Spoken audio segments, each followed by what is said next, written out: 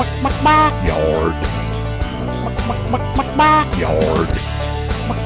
Backyard. Backyard. Hi, I'm Taylor. And I'm Bo. Welcome to another edition of The Backyard. Yeah, it's December now, and we're actually splitting this up into two, so we'll be quick. We're going to talk about if you're feeding your birds this winter, how to keep them there, and what to feed them to keep them there. So, you know, some of the first things to feed them, and we have just about all of them, is going to be black oil sunflower seed, your peanuts in the shell or out of the shell, suet, Niger, or thistle. Got a lot of suets here, a lot of, like Tay said, a lot of thistle and stuff like that, but also a lot of different varieties of the bird seed itself. So, one thing they also like is high energy or fruits and nuts, and we have both of those in some different feeds. We have, like Bo said, a lot of different varieties, bigger bags, smaller bags. We have a couple different bulk options too, and then, you know, if you're feeding corn or crack corn, we have those in 50-pound bags as well. But one of the main things you want to do if you're trying to attract birds in the winter is to keep an open water source, and we have a couple different ways of doing that.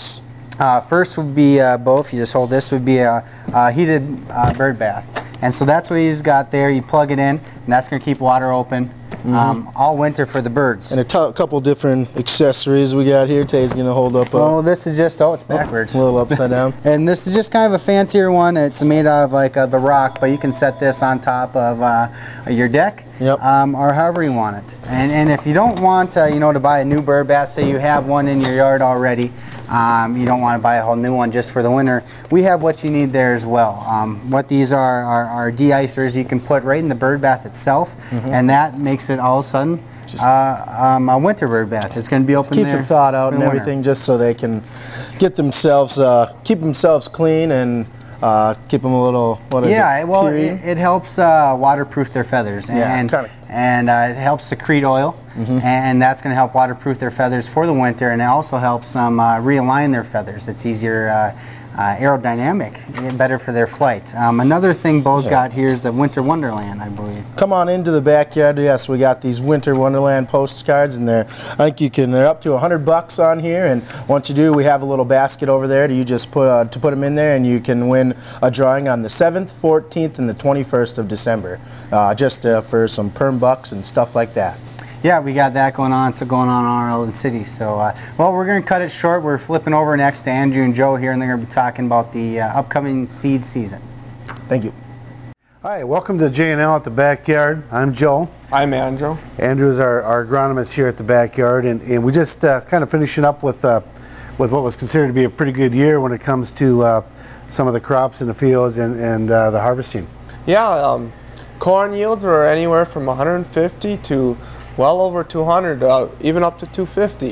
And soybean yields were right up there, anywhere from 50 to 70 bushels. It was just a phenomenal year as far as yield-wise. And the nice thing is most of it's coming off just about dry, barely touching it in their air bends to get it dry. So it's a good year. Yeah, the price isn't real good, but at the same time, we were pretty blessed with some pretty big yields. Yep.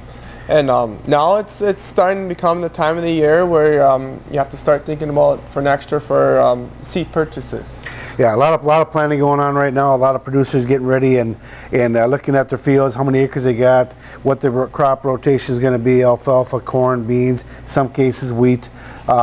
Big time of year for us. Now as we got the big discounts on out there, we handle Dairyland. We lead with Dairyland. That is our #1 variety, but we also have Rank and Rob Seco. Yeah, Dairyland they're a very good company.